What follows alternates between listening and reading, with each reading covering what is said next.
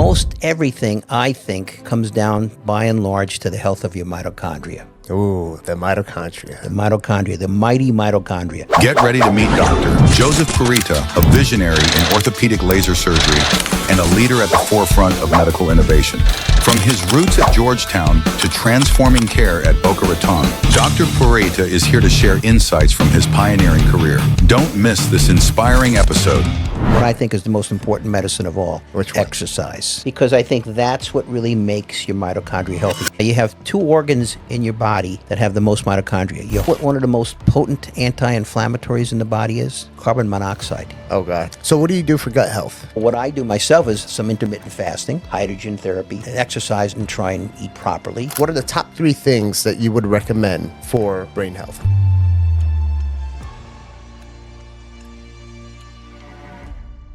Welcome to another episode of a Healthy Point of View podcast. I'm your host, Sam Tejada, and today we have a special guest. This is an expert in the field of functional medicine, regenerative medicine, every single type of alternative medicine, what some people call it. He has the expertise. You've probably heard this doctor speak at a lot of the different conferences, organizations. He's been doing it for a very long time, and he's an expert in his field. We have today Dr. Joseph Purita. Thank you, everyone. Dr. Purita, how are you? I'm great, Sam. Thank you. All right. I'm so happy to have you here.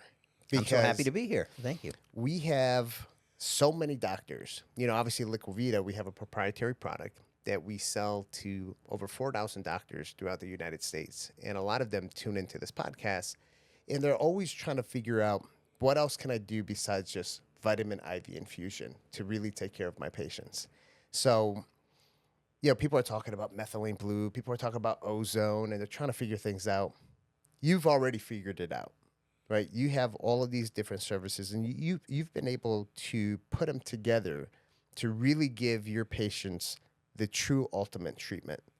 So first, I want to talk a little bit about how you actually got into this whole world of regenerative medicine, functional medicine. What made you kind of leave that allopathic world to focus on this here? A very good question. So I've always been intrigued by the cutting edge, even when I was a resident. When I was a resident, I was involved in a project down at University of Miami. I was an orthopedic surgeon down there, where we would actually inject a disc with chymopapine. Chymopapine is commonly known to some people as Adolph's meat tenderizer. And we did that, and we dissolved the disc. And I said, wow, this is something. And then I started, you know, when I left my residency, I embarked on other things, and I started using lasers on discs. And I said, wow, this is working pretty good. Always, you know, I'd been doing orthopedics, but quite honestly, I said, well, this is fine, this is great, and it's interesting, and I enjoy it, and I like to build things and work with my hands, etc. But I always looked for the newest thing. I mean, how can we make things better? And one day I sort of had an aha moment, and that was maybe when I was introduced to something called PRP, Platelet-Rich Plasma. And I said, what is this? And I looked at it, I said, okay. I said, so I started doing it on my joint replacements. I said, well, what is that? So, well, that's the platelets. Okay, so I squirted that in the wound. And then I had this thing called the plasma. I squirted that on the wound after I sewed it up. And these people were doing a lot better. And I said, wait a minute, I'm onto something here. I've got to check this out further. Interesting. And then I said, PRP. What we're doing here is we're basically mimicking nature. And I have a sign in my office. It's somewhere. I don't know where. It's in storage maybe. But I've also have this same slide on some of my talks. And it's a simple thing, but it's a profound thing. Cells, not doctors, heal patients. Think about it. No matter what you do in medicine, be it a heart transplant, be it a hip, knee, shoulder replacement, ultimately the cells have to heal that patient. When we as physicians are doing something, if we're giving something intravenously, eventually that intravenous compound is going to affect a certain number of cells. And the other thing I like, too, that's another simple complex, but a good thing is, think of the body, the organs, and the cells as the computer hardware. Okay. And the pathways in the body is the computer software. Now, when you have a problem with your computer at the house or your office or something, and it's not running, what's the first thing you do? You want to Reboot. reboot it. Yeah. You want to get those pathways. And that's what we're doing in regenerative medicine. We're rebooting some pathways. Why are we rebooting them? Because they just don't seem to be functioning properly. That's the real gist of what we want to do. We want to get these pathways because when we're young, typically we're healthy. As we get older, these pathways are closing down, be it from epigenetics or whatever. If we can turn those pathways back on the proper way, we're going to have a much healthier patient. And obviously, you have a slew of different modalities to be able Right. to do that. And the other thing I say, most everything, I think, comes down by and large to the health of your mitochondria. Ooh, the mitochondria. The mitochondria, the mighty mitochondria, because they really set the stage. And think of society. If society all of a sudden, if our power plants start failing, we're not going to be a society anymore. We're going to be Right. back in the Stone Age. The same thing, the mitochondria are basically making ATP, the body's energy currency. And we know for sure that most neurodegenerative diseases are a problem with mitochondria. That's what's causing the death of the neurons and things like that. So those are kind of my tenets that I kind of really base things on. And I just go from there and then I start adding on and looking at things. How can I make this better? Why is this working this way? What can we do to improve this? That's amazing. Dr. Purita, so to go back on one of the things that you were saying, when you were doing surgery, you took some platelets, you took some plasma, and you started seeing nature do its work. Correct. What year was that in, if you don't mind me asking? Oof. I don't know. I've been doing this maybe, let's see, today's 24, maybe 15, 18 years ago. I mean, when Okay. I started doing this, No one was doing it. very few, and the guys were making fun of me. You're an orthopedic surgeon. Why are you doing something? I remember one guy in my office said, this is hocus pocus surgery. Oh, wow. Hocus pocus. I said, okay. Hocus pocus until you need it. I said, you know what? I said, when you learn the science, when you really do a deep dive and see how it works, then you'll know. Right, right. And that goes into what you're talking about, these cells, the mitochondrial cells. And, I hear a lot of functional medicine doctors, they put so much emphasis behind that. What's the golden standard to be able to test your mitochondrial health? That's a really good question. To really be able to test mitochondrial health, I mean, I'm not sure there is a good test, quite honestly. You can look at, reactive. I mean, what do mitochondria do? They also make what you call reactive oxygen species. So they make free radicals. Right. But I'm not sure if there's a really good test out there. I know myself and Chris Davis, your medical director, we've sent some blood work to a special laboratory in Germany, and they can kind of give us a For the mitochondrial potential. potential Right. and things like that. But that's a very esoteric test, and that's a very expensive test. Right. For the general population, I'm not sure there's a good test per se. Now, I know Dr. Willix would say that the test that he would use before the whole IGL test, which Dr. Mark Hyman did a whole article recently Right. on it, Dr. Willix would say VO2 max is the way that he would. Well, kinda yeah, use it. that makes sense because how you're using oxygen is basically, how your mitochondria are working. Right. The more efficient, the better your VO2 max is going to be. That's something that I really hope at one day that we can figure out how to really test the mitochondrial health, right? And I was doing some research myself online, and I looked up who owns mitochondria.com. And it's some doctor, some researcher from Harvard University, who he just focuses on research on mitochondrial health. And I've been trying to get a hold of him. I'm going to try to get a hold of him at one point to figure out where he's at with it. But I feel like if there was an actual test, we could make a lot of headway with a Right. lot of the stuff we But do. we've got to look at it a couple ways, though. It's not only how efficient they're working, but how many you have that are working. You could have an army of 100 soldiers, or you could have an army of 1,000 soldiers. Now, they could all be really good, warriors, but which is going to work better? The army of 1,000 versus an army of 100. So it's not just, how efficient they are, but it's the mitogenesis, making new ones. And that's Right. really what I look for. What can I do to make more mitochondria in the body.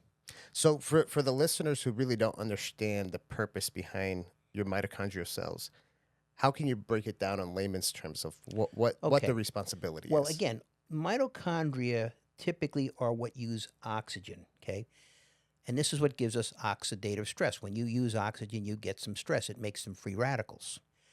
What mitochondria do is we have something called the electron transport chain. Okay. And this is where electrons are kind of, transported, and eventually they make something called Na or NAD, basically helps make the ATP. ATP is the body's energy currency. Right. And that's what we use. And ATP is not just for energy, but it basically is a compound that can really affect many different aspects of the body, many different pathways. It can affect something called the sirtuin genes. There are 7 sort of genes, very important for longevity.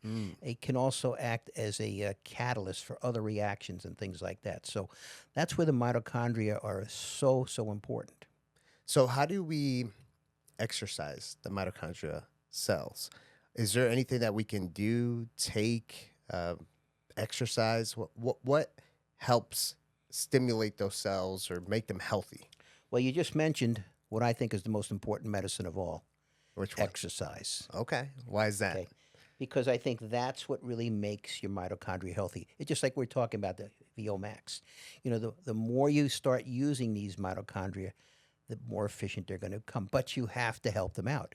As we age, remember now, these mitochondria are also making free radicals. And also, they have their own special DNA. It's not the DNA, and most of the mitochondrial DNA, not most, all of it comes from your mom. So you're kind of getting it from her. It's not kind of an even split, so to speak. So it's mom's fault. Yeah. Or We can't blame it on mom. okay. We can't blame it But on I mean, mom. look, there's a lot more we have to know. But all right, so what are the other ways that you can do it? One of the ways I like to do it is I have a modality in my office called intermittent hypoxia therapy. Okay. Basically, what I'm doing is I'm going in with this machine. I'm just sitting in a chair like I am now, and I'm putting a mask on, and this mask is bopping things around as far as my oxygen. I'm breathing 9% oxygen, and then sometimes I'm breathing 40% oxygen. Now, 9% oxygen is kind of like what you would encounter at about 25,000 feet. Okay. And I'm also checking my blood oxygen level.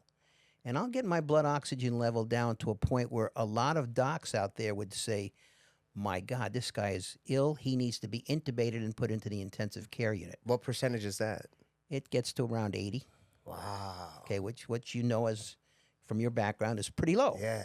But I feel fine.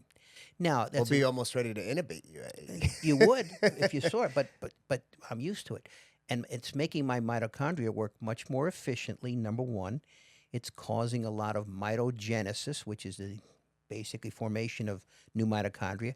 It's also doing mitophagy, meaning it's going after some of my bad mitochondria and getting rid of them, maybe recycling parts of them, Okay. but getting rid of them. This is really interesting. So this treatment or procedure, how long does it typically take to do it? Whatever you want. I mean, typically I'll do mine for about 25 minutes. Now, Every day?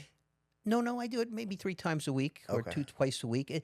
It's my go-to thing. I love it because I know I did a number of talks on it, and it's really something important. And what it is it's tricking the body, because what it's doing is the body's kind of saying, hey, wait a minute, there's something going on with the amount of oxygen in the system. Something's going on, and it sets off certain pathways in the body. And a similar compound or a similar type of idea was found a couple of years ago by the Israelis. They did these very specific studies with hyperbaric oxygen.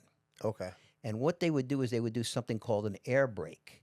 In other words, they would be in a chamber, which is basically a chamber of regular air, not 100% oxygen, but they'd have the patient breathe 100% oxygen. And every 15 minutes or so, they would say, let's take off the mask and do an air brake. All of a sudden, they found out one of the interesting things was the telomeres of the immune system became longer. You're basically doing away with immunosenescence. Your immune system's getting stronger. A stronger immune system means basically a healthier patient. You're Right. going to remember now your immune system not just protects you from viruses and things, it also protects you from cancers and a lot of other bad things out there. So Right. Right. very important. So that's a landmark study, and it was only just about 2 or 3 years ago. But this does very similar things to that. So I think it's a very good modality. What else do I use for my mitochondria? I'm not sure if you're familiar with a compound called urolithin A. Okay. What's that? Urolithin A is one of my go-to things. I think if I go to a deserted island, I want that with me. If they say you can have five, that's going to be one of them. Is that the SS31 peptide? That's No, out that's a there? peptide. Now, urolithin A is over the counter. Okay. Anybody can go out there and buy it. Okay, SS31 is very good for mitochondria and things, but urolithin A basically is a very potent stimulator of mitogenesis and mitophagy. Okay. Now, interestingly, it's kind of derived from the pomegranate, but just eating pomegranate or taking pomegranate It's not gonna do it. is not going to do it because it has to be somehow or other. It has to be processed by the gut, like a lot of things we know of Right. the gut. But that's what it is, and they have a process of making this, and it's in a pill form. There's a couple of different companies out there that sell it. Very good. And then, of course, I always take NAD. I take a lot of intravenous NAD. And I take an NAD precursor because you can't really take NAD per se orally. Which is the precursor? NR? NR. That's Okay. why I like. Now I like NR for a couple reasons. NR, a lot of people say, well, you're better off taking NMN because of the fact that it's one step closer to NAD. Except the problem is that most people don't realize NMN has to be converted back to NR to get into the cell, and then it can do it. So Would I it think- make sense to take both NR and NMN? I don't know if it would make a difference. I'm very happy. I've been taking it, and I got my intracellular NAD level, and it was that of somebody in their teenage years. So I was happy So with that. I was talking to a lab, and a few people in the IV space are starting to use their product, where they have NR for intravenous use, and supposedly, based on the studies that they have, the NAD levels are much higher just with the NR versus actual NAD supplementation. Well, there's some people out there that say, "Oh, it's hard for you to really absorb NAD into the cells and this Right. and that." I don't necessarily agree with that, and I don't think Dr. Sinclair agrees with that either at Harvard. So, but I think he has an axe to grind. Also, I mean, I don't know him personally, but he has some financial interest in certain things. So I but- take a product that has NR in it. Actually, Dr. Willicks, before he passed, he actually put me on this nasal spray called Synapsins. And it has the methylated B12, it has NR, and then it has the RG3 in it. And I feel like everything's in high definition when I do it. I hear better. Well, see because better, you're getting speak a lot better. of stuff, and it's going to go possibly past the blood-brain barrier, Right. which is going to do that. Remember now, you have two organs in your body that have the most mitochondria: your heart and your brain. So that's why another reason makes why you sense. want to make your mitochondria. It's going to be very difficult for you to survive without a brain or a heart.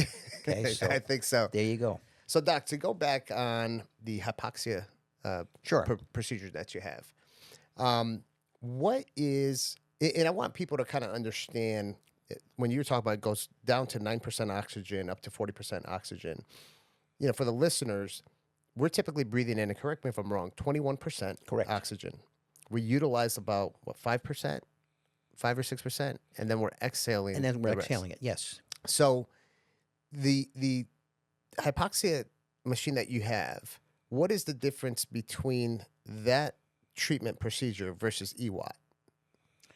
Well, I'm basically just sitting down. Okay. And, I don't have the EWAT in my office, but I think you're exercising with that. And I don't know exactly how low they go. They may go maybe about 14% or something like that. But see, Okay. I can tailor this any way I want. Okay. Now, what I want everybody to realize out there is there's a big difference between intermittent hypoxia therapy and basically hypoxia itself. When you have sleep apnea, that's hypoxia That's also. hypoxia. But that's very detrimental to you. And it's something in medicine, some people may know, some people may not know, called the hormesis effect, where a certain concentration of something is smack on to help you, and too little is probably not going to do anything. Too much going to basically be detrimental. Right. The same thing with hypoxia. We have that sweet spot where it really works well, and then you have other places where it's not going to help. That sounds like precision medicine to me. That's exactly what it is. Yeah. You know what's interesting? When I tell people, you know what one of the most potent anti-inflammatories in the body is? Besides What's- hydrogen gas, we can talk about that a little bit. Guess what else? What's that? Carbon monoxide.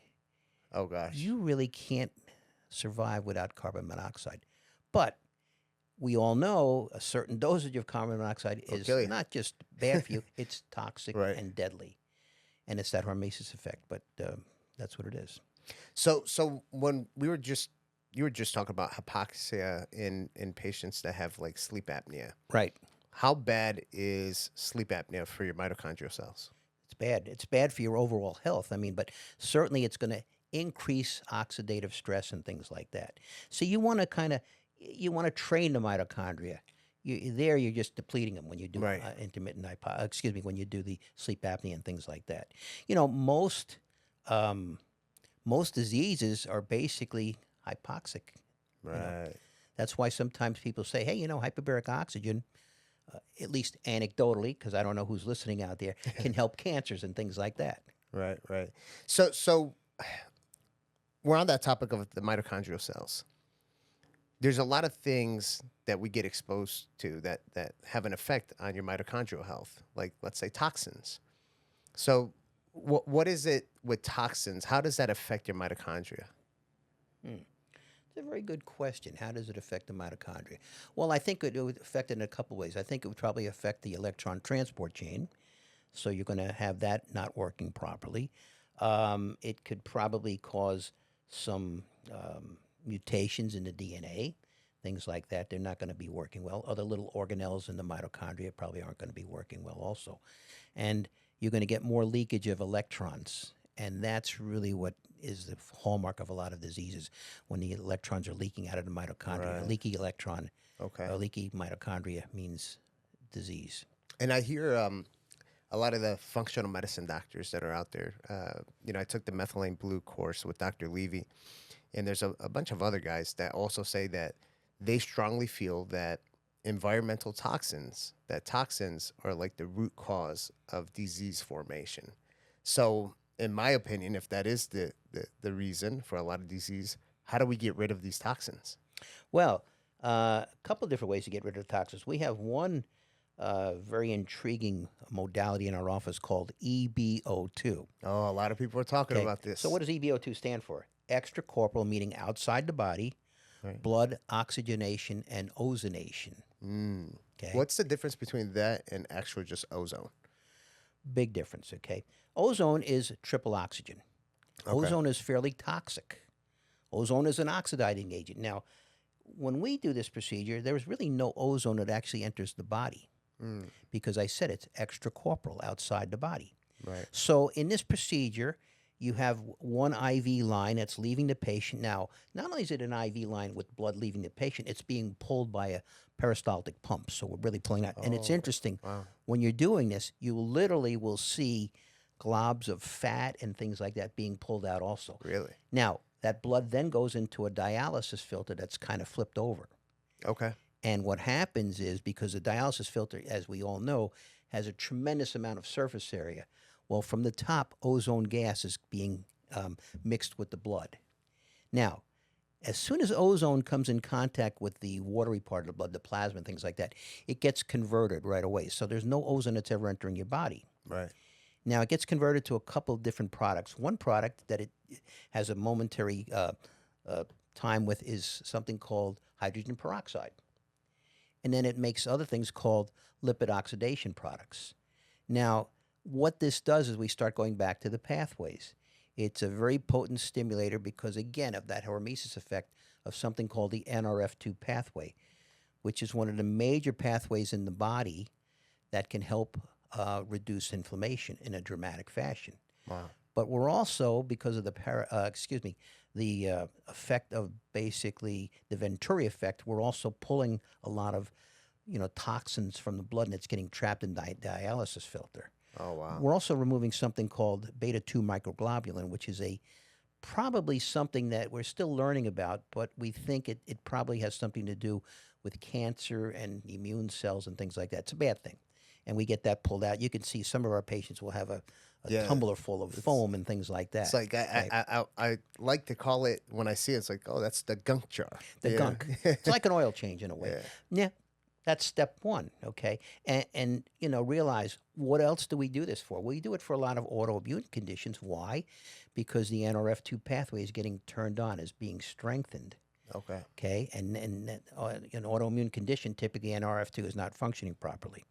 We also do it very well for mold and Lyme's disease. Oh, wow. Very good with that.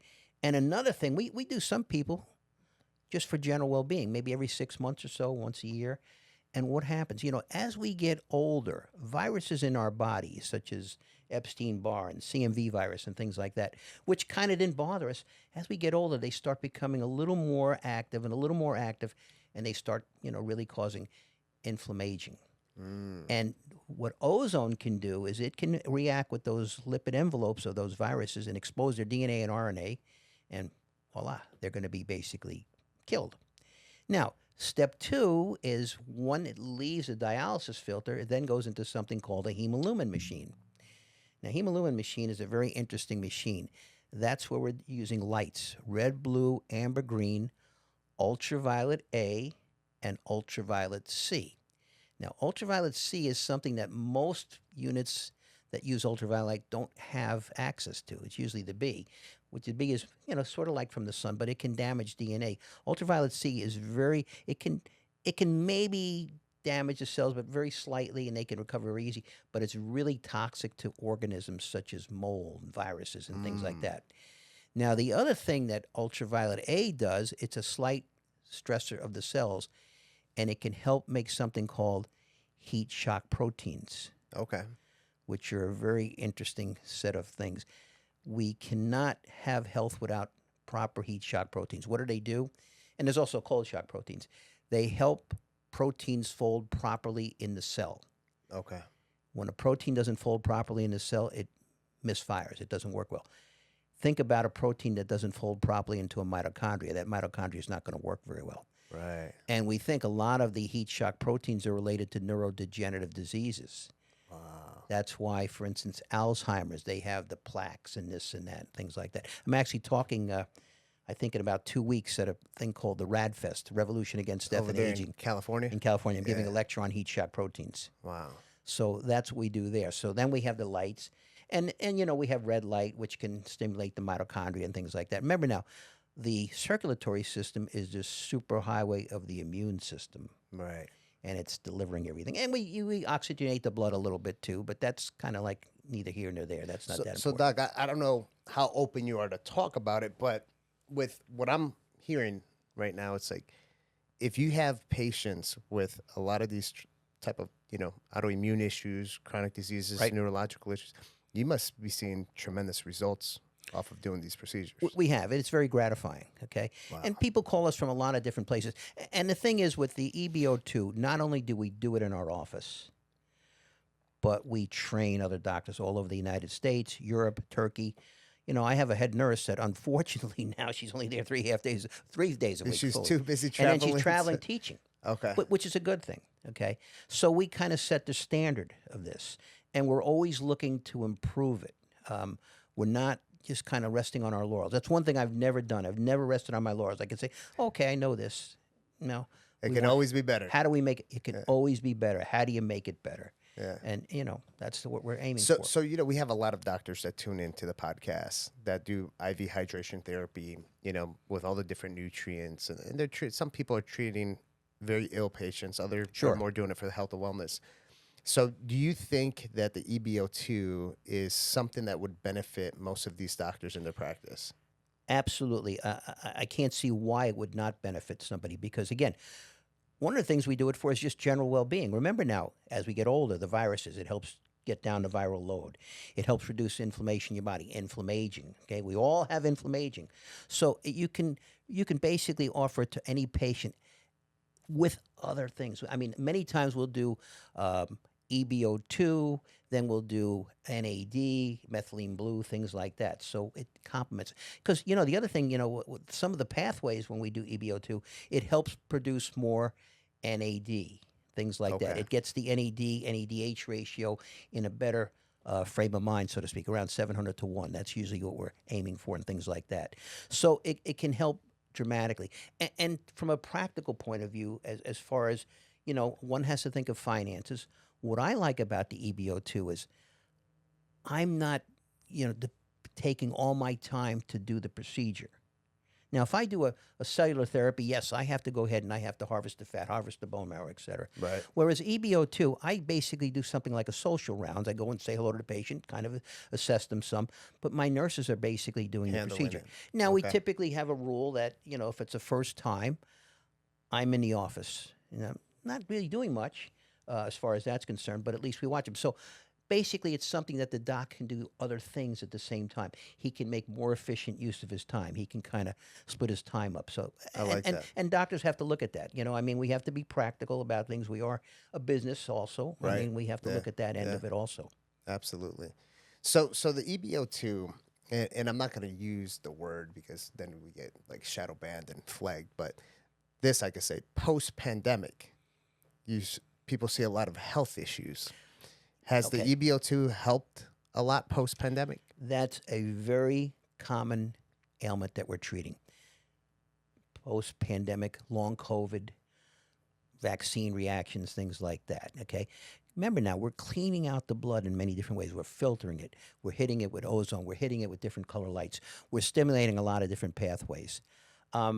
And the one thing I will tell you, it does not get rid of, for someone who may go, yeah, but I don't want you to get rid of my antibodies. We don't get rid of the antibodies. We're not, Right. not going to make you all of a sudden you're going to go out and you're going to get all kinds of diseases. No, it doesn't do that.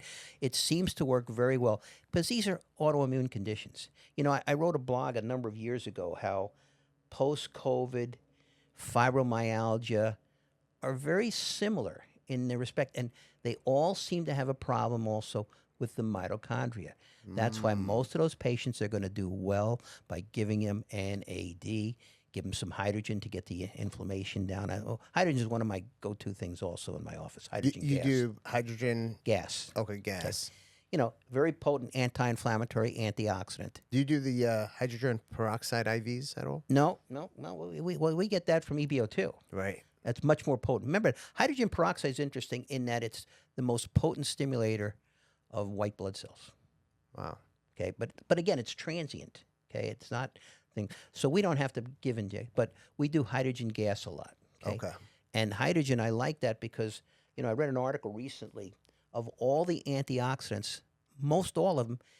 Where's your free radicals? In your mitochondria. They can't penetrate that mitochondrial membrane. Hydrogen gas can. Right. So that's why it's a good thing. For instance, if I do hyperbaric oxygen in my office, it's an oxidant. It's going to cause oxidative stress. The patient gets some hydrogen gas ahead of time, and we really nullified that effect. I'd say being in the industry, I feel like the time that I go to your office and visit your office, I'm going to be like a kid in a candy store. Well, 'Cause you have a lot will of be. really cool stuff. You will be. How did you even figure out this whole EBO2 thing? Because you're like one of the first ones to actually start offering. Okay, so how I figured it out, it's a funny story. So I came across some guys that I know. I was treating a baseball player. He happened to come from the Dominican Republic. Oh, that's where I'm from. Okay. Yeah. Bartolo Colon. Okay. So, because it's all over the newspaper, so I'm not. And there's no patient confidentiality. So basically, the funny story is, they called me up once. There was a guy in the Dominican Republic. He was a physician down there, and Colon was out of baseball. And he said, "Look, he wants to treat him, but he did mainly cardiac stuff, Right. and he wanted somebody." I said, "All right, listen, I'll go down as long as I don't take $1 out of my pocket. Pay my airfare, pay my hotel. I'll go down and make sure it's done right." So I went down there, and we became friends. Then I met another guy there, and they were treating some of these baseball players with EBO2. Really? They call it B-Core, a little different name, but it was essentially the same thing. And then I met another fellow that was out in California that kind of really helped to do this. And then I said, "Hey, I think this is something good." At first I looked at this and said, "Wait a minute, I'm an orthopedic surgeon. You got to be like a cardiothoracic surgeon." And it to was do like the this." same setup that you guys do Pretty with, much the with same the light setup. therapy and No, it was no light therapy though. okay. So I said, "All right." So we started doing that, and I said, "Let's bring this to the United States." This is where Dr. Purita puts his little flavor So to then it. I said, I think that light therapy would really work good because I said that's where all my immune cells are in my circulatory system. I Right. bet you light can help. So we started doing some 3D printing. We got these light strips. We put mirrors in these things, and we had a crude light. Okay, I said okay. Then I met these fellows. Now it's interesting. One of the fellows, I'll tell you a funny story about him. He helped me develop this light. His name is Gene, and he doesn't mind me telling you this. But I think Gene really got a lot of his light engineering skills because this guy is a genius when it comes to light stuff. He used to be the manager for a number of the big rock groups, such as the Rolling Stones when they were in the States and things like that. You know, they would have laser light shows. Right. There you go. Wow, that's pretty so, cool. but we hit it off. I was just talking to him because we're doing some testing of this stuff in Mexico because they're looking at it for TB and rickettsia and a couple of other diseases. So I said, well, how about your light there, the hemolumin? Well, he says, it should work. I said, all right, well, we'll do it on me. I said, wow, this is the next step. This is the great thing. And that's how we really got light involved. Because at one time when people were doing EBO2, no one was using light. They had no idea whatsoever. And then a couple of guys said, oh, maybe we can use some crude ultraviolet light. Very interesting. So let's talk about the light stuff. Sorry. You brought this unique, amazing device here. Okay. So let's kind of look at it a little bit. What is this thing called? It has to have This a is name. called the Pure Light. The Pure Okay. Light. We're pure form, so Yep. it's one of our little devices, so to speak. So initially, I made this, and I still use it, obviously, for photobioactivating, I should say, most of my biologics. Now I can use this for. Sometimes I'll use bone marrow aspirate. Sometimes I use it for adipose. Sometimes I use it for PRP. You could use it if you're one who wants to use exosomes, or if you want to use some of these other products that I happen to not use, but some people use them, from the cord blood or something like that. Right. It can photoactivate them. So, and I can choose what wavelengths of light I want. What different wavelengths are there? Well, if you look at it here, you can see there's red, blue, amber, green, and yellow, and they all can have various effects. You want to grab that so people can see it on the camera? I can grab it and I can even put it on if need be. And then we'll have you sit by the microphone so they can hear you. Okay. So basically, let's say I have a 20 cc syringe. So I've kind of programmed it now. Doc, go ahead and move the microphone a little bit. So Okay, can you hear me good? So now I'm photoactivating things. And you can see here. Look at that I've thing. had my syringe. Goes in there, 20 minutes or so. And we have some, some wavelengths that we use and some frequencies that we use, and we're kind of experimenting with it. So I think one of the things, before we started the podcast, you brought something up that I think was very, very unique. And you said that you've noticed that your NAD treatments with this. I was going to get to that part. too. Okay. Because I feel like when people hear this, it's like, let me get all that right, light. So that's one thing. And then what I said is, hey, you know what? I wonder how this would work with some IV therapies because it's working great for the biologics. Because initially we were using methylene blue, and people know that with methylene blue, it's very photoactivated. Usually, typically, what you do is you put the patient on a red light bed, or they sell these little watches that can go over your radial ulnar arteries, and it's a red light, and it works fine. But I said, how about if I get the methylene blue, put it in a syringe when it comes from the pharmacist or the compounding pharmacy, and just photoactivate it here. Then put it in an IV bag, and voila. And it's a heck of a lot more effective. So then I said, well, what else could we do? So I looked at some of the wavelengths of like NAD and what activates NAD, and I said, ultraviolet light. Well, we have a violet light here. I bet you that would work. So I did that with red. And I said, well, like everything else, let me try it on myself first. I mean, I'm either going to croak and die or maybe feel better. So I did it, and I noticed, I said, for those that haven't done NAD, it feels like you kind of get chest tightness and you're going to Impending doom is what I call it. But what does he call it? Impending doom. Impending doom. Good word. But then lo and behold, it would kind of go up a little bit, then it would kind of tail off, up a little bit and tail off. I said, wow, this is really good. I mean, I can do like 500 milligrams of NAD in about a half hour. One of my partners could do it even quicker, two of them. Really? But we all said the same thing. It seemed to give us a lot less in the way of symptoms. Okay. And I could say it's almost every patient that we do it on now, be it an older lady, 75 years old, be it a young guy, 25 years old. They all seem to have the same thing. Hey, doc, I can do it quicker. I seem Doc, to have less symptoms. this is like really amazing what you're saying here, because most clinics, that 500 milligram NAD, they're dripping it over 4 hours. Exactly. You're having someone have to keep checking the patient and this and that. Right. I mean, we're getting patients out in less time. Now, I have some other tricks that I do too. I'm going to be, and I might as well tell you guys, it's a good thing to do. We always pre-medicate our patients with TMG, trimethylglycine. Okay. Okay, methylating agent. It seems to help tolerate it a lot better. And the other thing, and when the first time I said this to my head nurse, she looked at me like I was nuts, and I like to joke around a lot. I said, she says, hey, he's kind of struggling a little bit. This was a couple years ago. I said, give him a cup of coffee. She says, come on now. I said, give him coffee, because I read it somewhere. Coffee, make sure your patients drink coffee when they do NAD. It'll help dramatically. Really? How does that? What's the I science wish I behind could it? tell you the complete. I'm still not sure. I'm still searching. If you come up with the answer, Sam, please let me know, because I'm not I sure. think you'll figure the answer out But before I do. I got to do a deep dive in it. Yeah. But so now we have the TMG, we do the coffee, and we have the photoactivation. Wow. I actually named the process EPAT, extracorporeal extracorporeal photoactivation therapy. Nice. I'm actually going to give a little talk about this also at the RadFest. Nice. so- And how much does one of those little machine run? I don't know. It's around 5,000, I think. Yeah, around 5,000 or so. Nice. Wow. But again, you can use it for biologics. You can use it for your IV therapies and things like that. So, and we're constantly looking. So what else we do? We also do it with curcumin, another photoactivating okay. thing. So we're using that also for curcumin. You guys are doing that intravenously? Yes, we have some pretty exotic things. We do some intravenous curcumin. We're doing some intravenous spermidine that we do once in a while. Intravenous CoQ10. Oh, CoQ10. CoQ10. We have Isn't that a fat soluble though? we have a source from Australia. Wow. Okay, and then one of the things we just started doing now is intravenous green tea, EGCG. Really? Yeah. Okay. And what I like about that, and I wrote a little blog, and they can go to our website and read the blog, because I don't really want to, and I put a lot of stuff on LinkedIn also, that EGCG basically helps with building up muscle.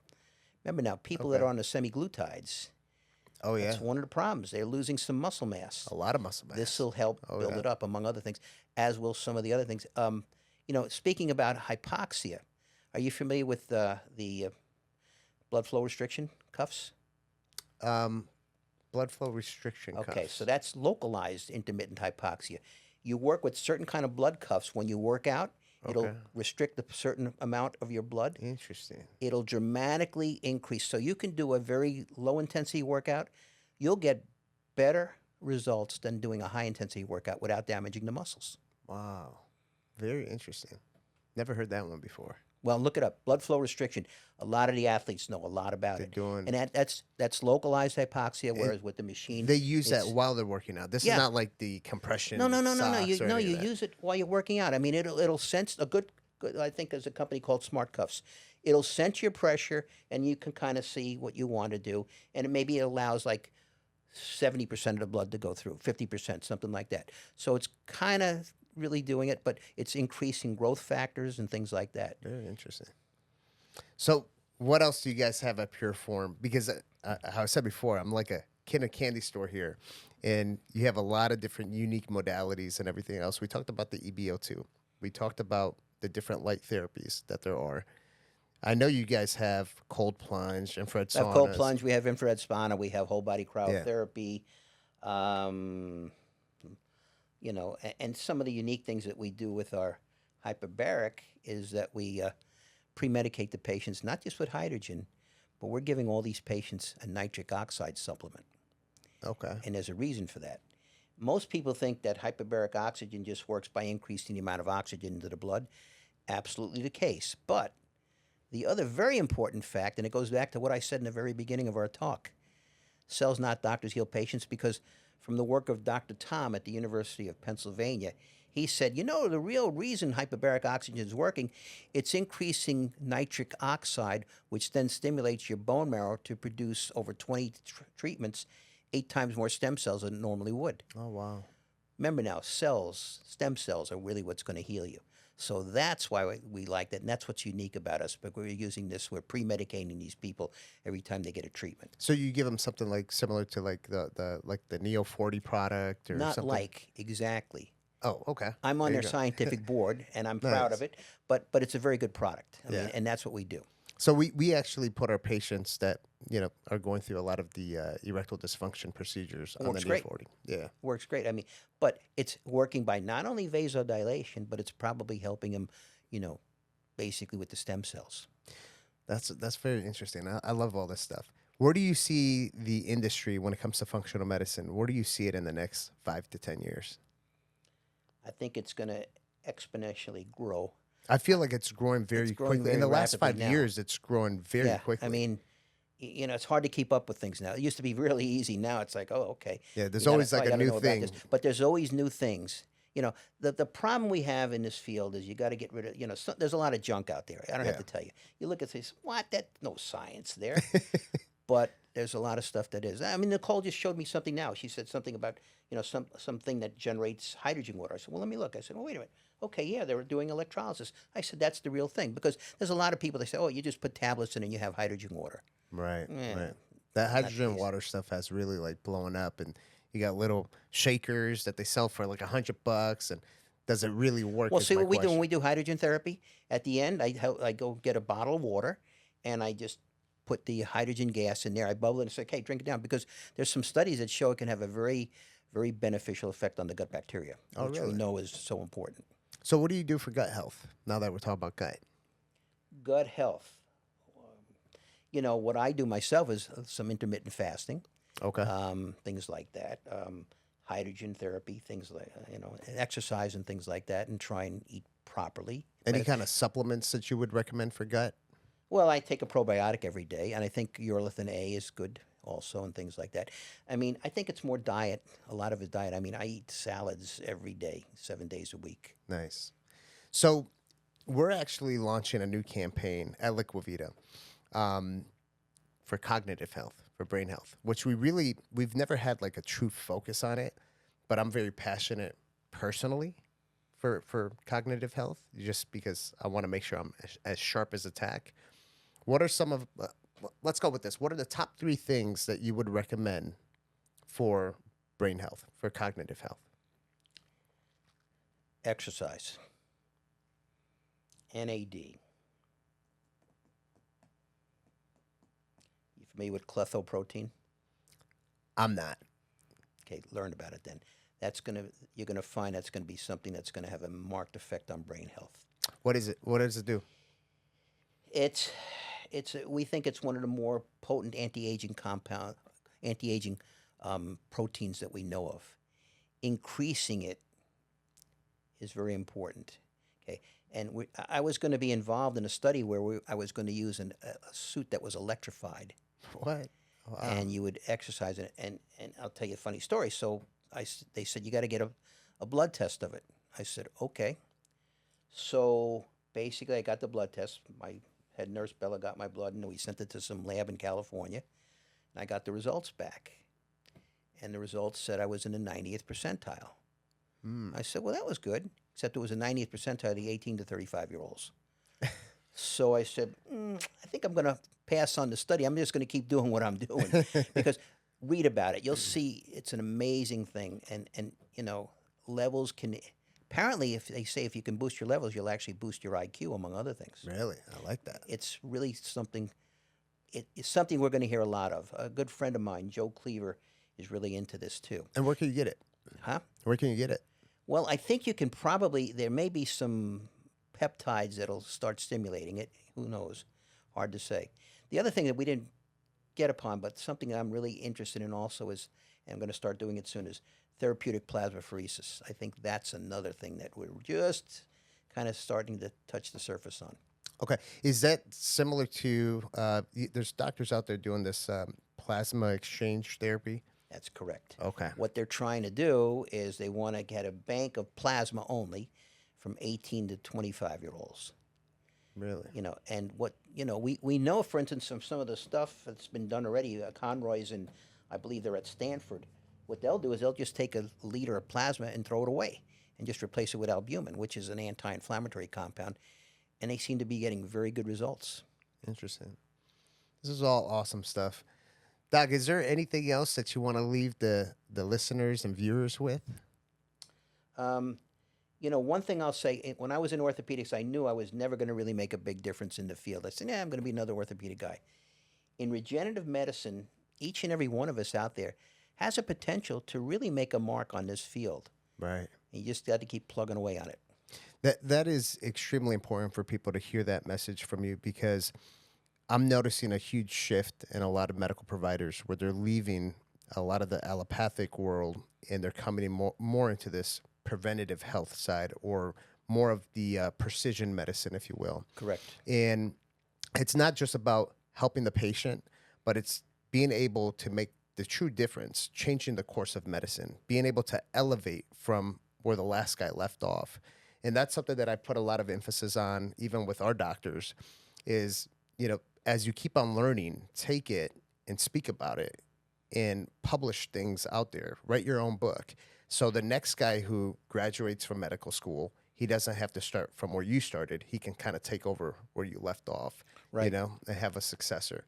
So, but I agree. I think people in this field can truly make a difference. There's a lot of patients out there that are seeking true help, and they're not finding it. People are getting wise. Yeah. They're not just listening to the Marcus Welby anymore. I don't know. Maybe I'm dating myself too much now. Okay, but they're saying, wait a minute. There's other things out there. Let me seek them out and see. Right. So, Dr. Purita, where can people find you if they want to hear more? And well, we're located at the campus of FAU. We have about a 12,000 square foot facility, soup to nuts of everything, and they can look us up, pureform.com. They look up me, and they can just find it, and we more than happy to talk to them about what they're interested in and what we could potentially do for them, and go from there. And doctors, the same thing. I mean, we have a lot of trainings that we can do for them. We can set them up with EBO2, with the pure lights. You name it, we can do it. Absolutely. And Nicole will be at the Vibe conference, talking about what you guys do and everything. So we're excited about that. Okay. I know you'll be in California. Yes. So, next time we'll have you come out and speak as well too. Okay. So this is amazing. I appreciate it. Guys, if you guys want to learn more about what they're doing and learn more from Dr. Purita and his team, they're very active on social media, on Instagram. I follow them, and lots of educational content, unique content as well too. So tune in. But besides that, thank you, Dr. Purita, for coming on the show. My pleasure and an honor. Thank you so much. Absolutely. So, guys, make sure you follow, click, tap, leave comments, share it with everyone, all right? And do what you do best with all the social media stuff. Make sure you subscribe as well, too. And then, until the next one, we'll see you.